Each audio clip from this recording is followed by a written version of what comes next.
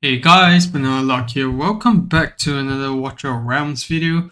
We're back with yet another new hero, and that's gonna be Raizan. It's a nightmare unit, and honestly, no one really saw this coming. I don't recall seeing any leaks about it, other than the fact that this guy was featured during the death interviews, which they did a couple of weeks back, and they showed him, but we had no idea that this guy would be a nightmare unit. And whatever else that he does, we have no clue as well. And it seems like this guy doesn't have any voice lines yet, because when I click on him, okay, there is a voice line. Because when I was trying to click on him, I was maxing his skills out. There didn't seem to be much going on, but yeah.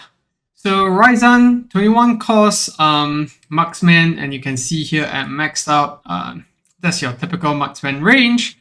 It's the same as Hatsuit in the sense that they don't get that extended range because they're not in piercers. So it's gonna limit what they can do in terms of like gear rate reviability, but I think he has some use cases beyond just the usual gear rates and all. Base stats wise, it is pretty high. For his attack, 4.9k, that's pretty much higher than the average of most. If we compare it to like Yuri, it's only 4k. And then Hatsuit, which at A0, where is she? I only have one copy of Hatsuit on this test server account. I can't see it maxed out, but basically it's way lower than that as well. I think it's like 4.2k or something, even slightly lower than Yuri. So I think you guys get the point. Amongst the marksmen, this guy probably has, it was 3.8k only. This guy probably has one of the highest base attacks out there, and it's obviously it's really pointing towards a very specific content that will test him out in later, where he'll be extra useful, and his kit will showcase that or prove that point even further. So yeah, onto his skills. Talent. Every 10 instances of basic attack dealt by the allies to this hero's current target, so it means that everyone that is doing damage to this guy's target, they will activate 1 Drums of War, and when triggered, it launches Thunderbolt that strikes the target, dealing 50% damage.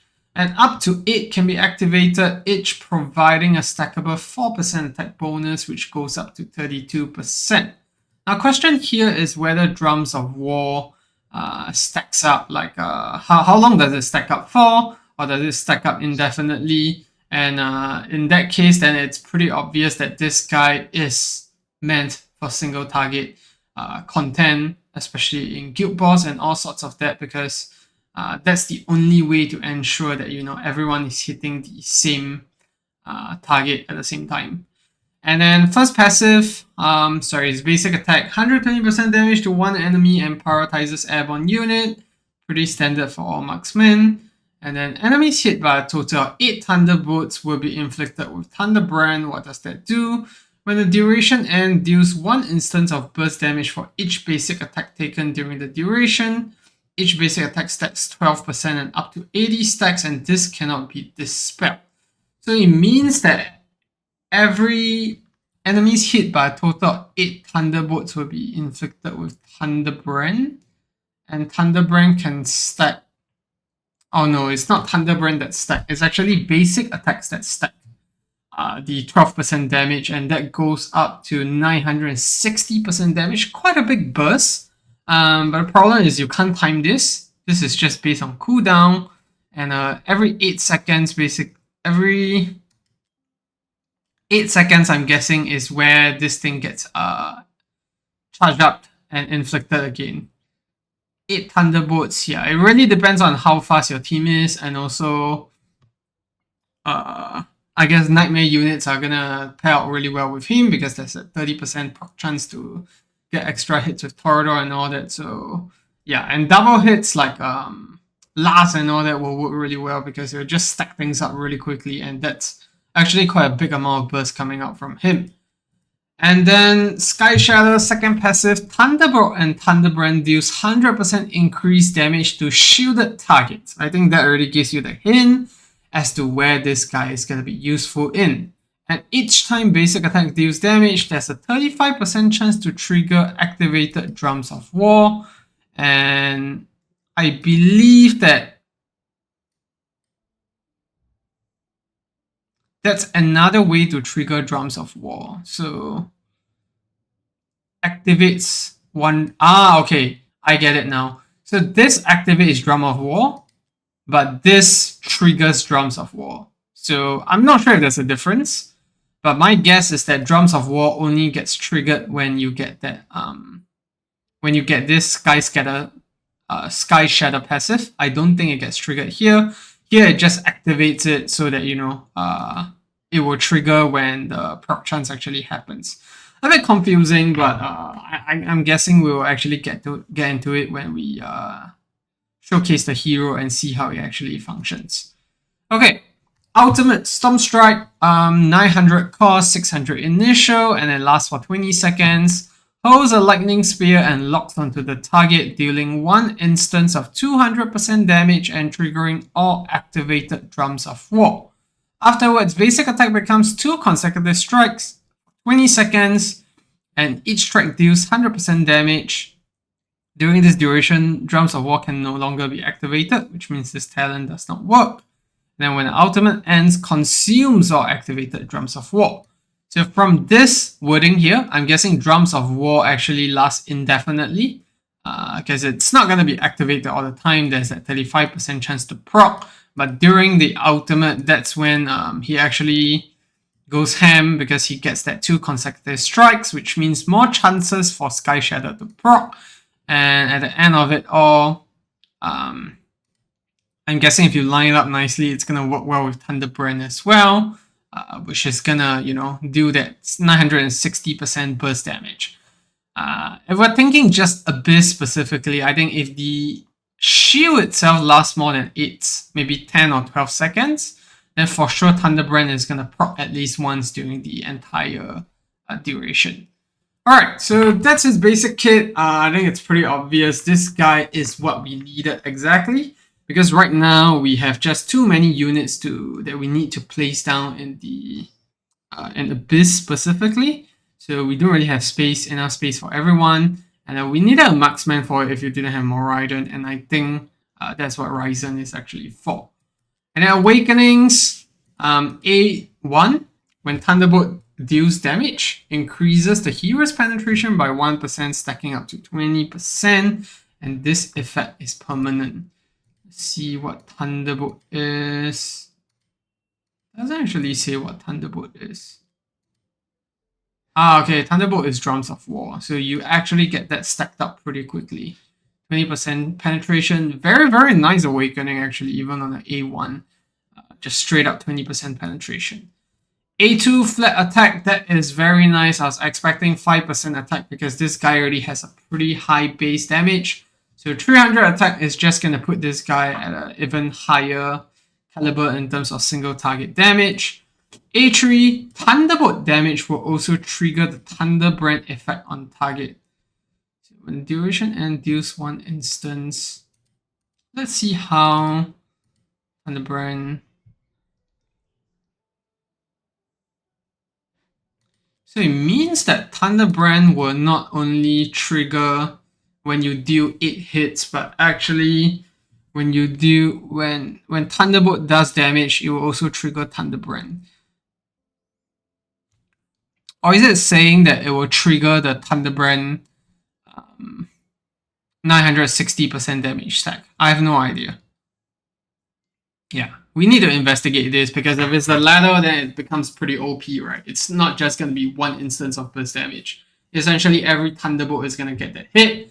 And we need to test this out in single target boss content to see how that actually works. And then A4, all damage increases by 8%. Makes sense because he already has that penetration on his A1. And then A5, when 8 Drums of War are activated, the hero can resist 1 instance of fatal damage and restore 30% HP, but consumes all activated Drums of War. The effect can be triggered up to 1 time every 45 seconds. That's basically an unyielding every 45 seconds, and I think we're getting more and more units with such kits where they get unyielding baked into their kit. But thank goodness this is A5. A3 is actually looking like the more broken one, and I think A1 is really the best value one that we're seeing so far. But yeah, that's Raizan. We will be testing him out a bit to see how well he does in different parts of the game. And yeah, we'll come to the conclusion of him, whether he's good or not, in a short while here. And yeah, let's head to the first test. Alright, so we're going to check out some basic mechanics on Raizan. We're going to see how Thunderbrand interacts with other aspects of his kit, and also when Drums of War activates, is there any like animation and whatnot, so we know what to expect. Yeah, let's head in. We're going to just use the easy guild boss so that things are easier to keep track of here. Okay, so I'm going to do Wukong down first, Yuri, corridor followed by Raizan. So lots of hits going off.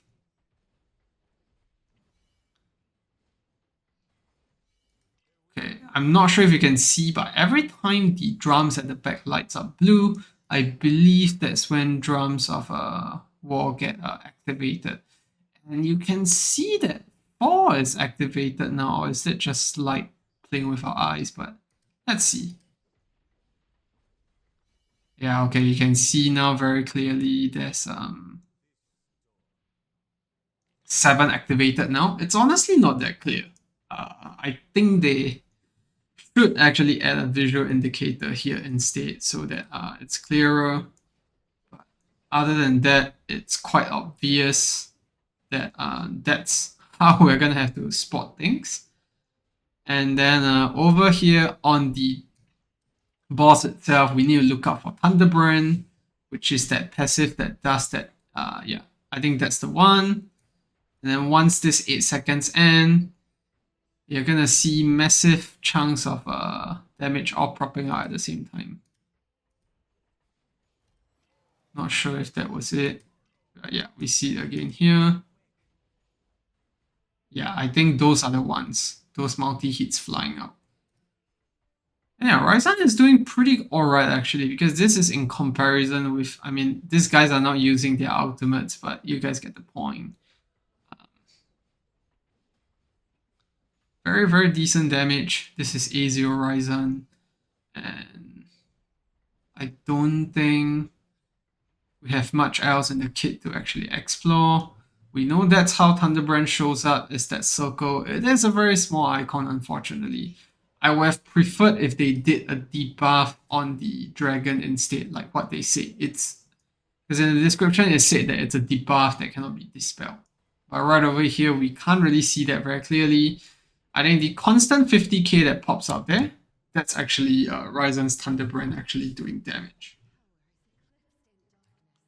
So yeah, that's the kit itself. I think it's pretty straightforward. I think the indicators could be done better, but it is what it is. Now let's bring him to A3. And we want to see if Thunderbrand can actually do multiple instances of damage. A2 is also a big awakening, especially on a unit with such a high base attack in the first place. And yeah, Thunderbolt damage will also trigger Thunderbrand effect on targets. I'm not sure if this means that the Thunderbolts will trigger Thunderbrand, or it just means that Thunderbolts will actually be doing the stacks as well. But let's see. It's gonna be, I think, pretty obvious when we actually do the test here. So you see Thunderbrand taking place much more often. We know for sure that that's what the A3 is doing for us here.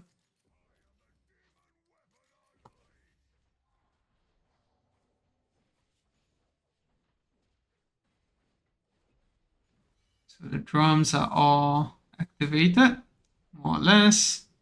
It's waiting for the Thunderbrand to show up.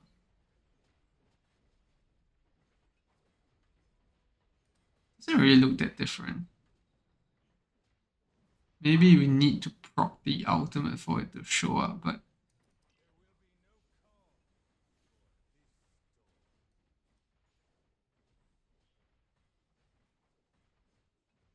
it definitely doesn't look like what we expected, where Thunderbrand will proc multiple times. It just looks like the Thunderbolts will actually count towards the hits as well.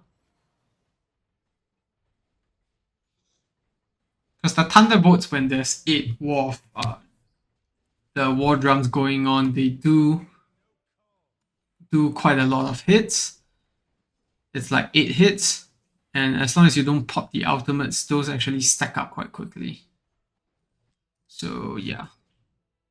Let's read again what Thunderbrand is proc by so can make sense out of this.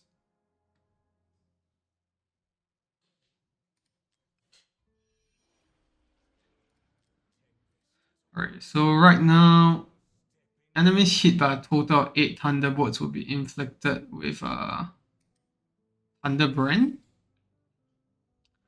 And then Thunderbolt's damage will trigger Thunderbrand's effect, which is right here. Use one instance of burst damage for each basic attack taken during the duration.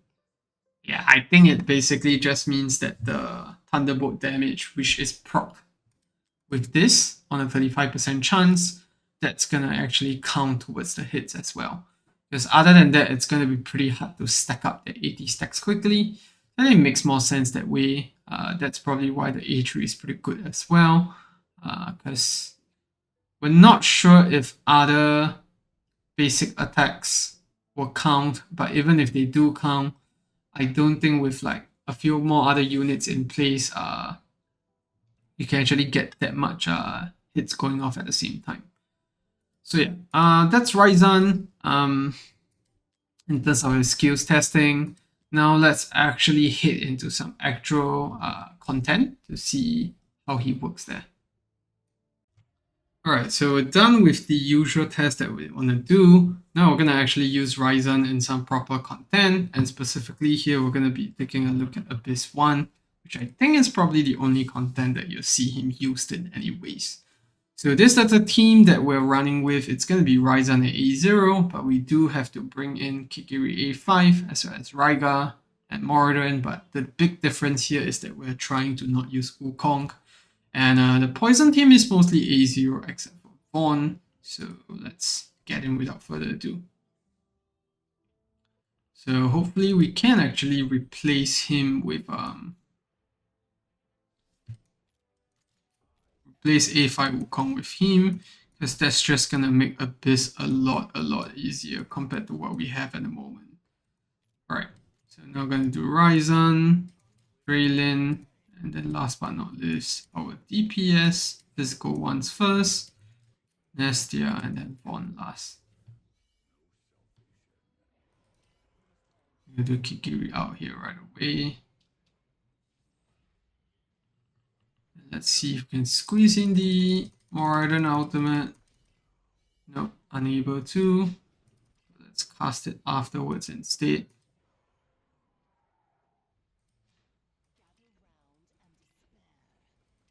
I'm going to do the trio ultimate here.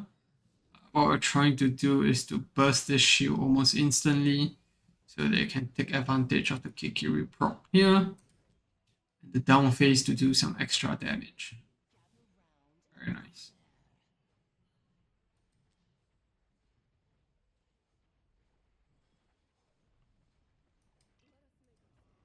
And then yeah, Dragon's going to be promoted, so going to use Numeros out, and once we get the chance to do so, going to pop Moradin out of the way.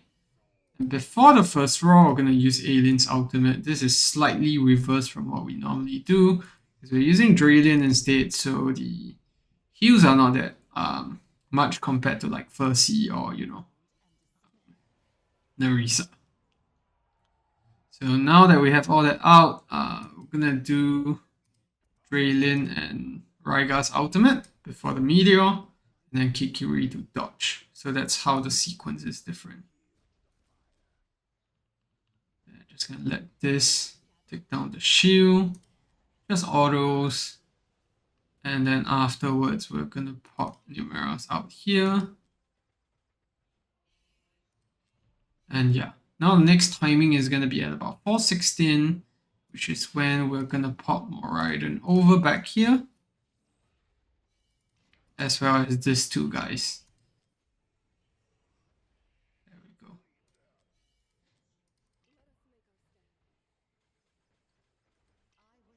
And just before the first roll, ultimate again. And now we basically just wait for the meteor again. So this time around the meteor, we're gonna use half of Kikiri's out to take it down. You're gonna see what I mean in a bit. So just before the smaller meteor here lands on Kikiri's head, we're gonna proc his ultimate. And yeah, you can see here it does some significant damage. I'm gonna do more Raizans out. Want to push him to the side, facing away.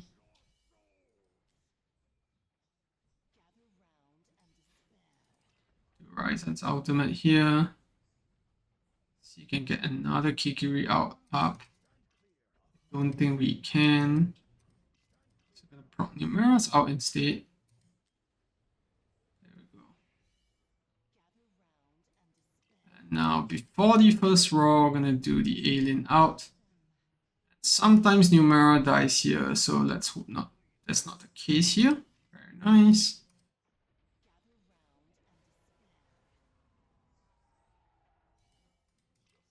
Now we're gonna cast Raigas out. This as well. And then we'll just wait for Kikiri. Then also more Raizan.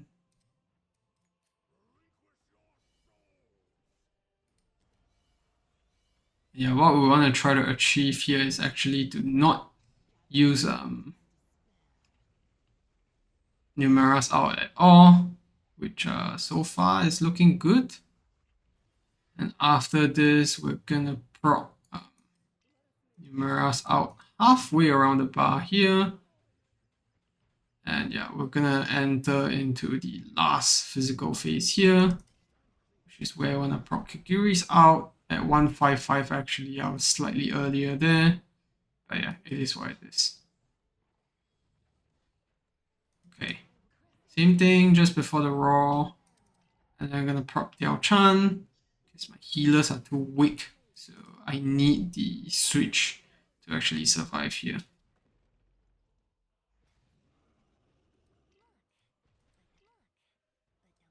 And then once we get the roll out, we're gonna do the switch.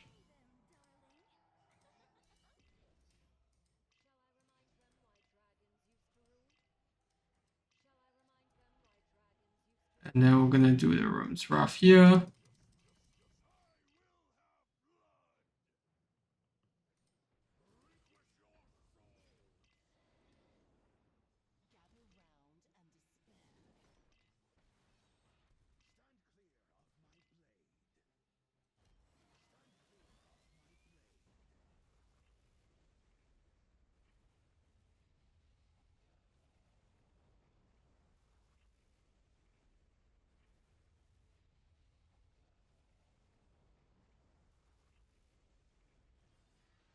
Go, shield is broken. Unfortunately, our Numera died. I don't think the team will actually be able to do much here. Yeah, unfortunately, it's not going to break 60k. Or maybe it can, I don't know.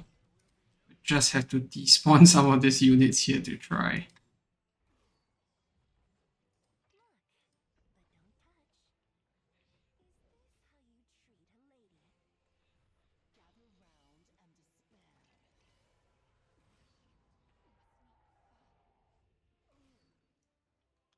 Yeah, I mean, it's a bit of RNG, but you guys get the idea. It's definitely possible to actually break through the shield without actually having A5 Wukong, which is quite a marvel in itself. But yeah, this is the damage overall. Obviously, shield damage is not considered here. Raizan was doing way more compared to what we see here, because most of his ultimate in the last bit was used on the shield, and even in the first phase as well. And more Raizan, and the rest of the dudes here. So Yeah, we can take a look at gear here before we actually end off the video. So you can see Raiga, HP bonus, the Model War on the left, Key of Forsaken. So there is some heavy augmentation here, but gear quality wise, I wouldn't say it's the best. So yeah, and Raizan is A0 here. I think if Raizan was like A1 or A3, it would be a lot stronger. It can definitely break through the physical shield a lot easier than what we did here. And Diao-chan, there was a Nestia, and then Dawn, as well as Numera, and then last but not least Draylin. So my Draylin was used with a healing effect so that the meteors all go to Raiga instead. And then last but not least, Aelin. So I do think that Raizan has potential, but he is not going to be for everybody because you don't really see him in much other content besides Abyss. I don't think you will need him if you're already doing Abyss at 60k. Maybe you want him to push higher scores, but I don't think that is really something that, people are really going after. Most of the time these days, people are chasing units that are essential for, say, Arena or Codex or maybe GVG. 60k is more or less done by majority of the folks, unless you're missing like a Kigiri or you're missing like a A5 Wukong, which in my case, I'm missing A5 Kigiri, but we still managed to snag 60k. So yeah, I don't think I will pull for Raizan even in that case, even if it means that the autos might be more stable. But yeah, that's pretty much it for the video. I hope you found that helpful. If you have any other things that you want me to test Raizan on, feel free to let me know in the comment section below. I think he's a great unit, but he is a bit too specific in the sense that you're only going to be using him in Abyss. I don't think you will need him in any other parts of the game. Arena, or even say Guild Boss 1, I think there are just many other great options out there. So yeah, that's gonna be it for the video. Thanks for tuning in. See you in the next one. Goodbye.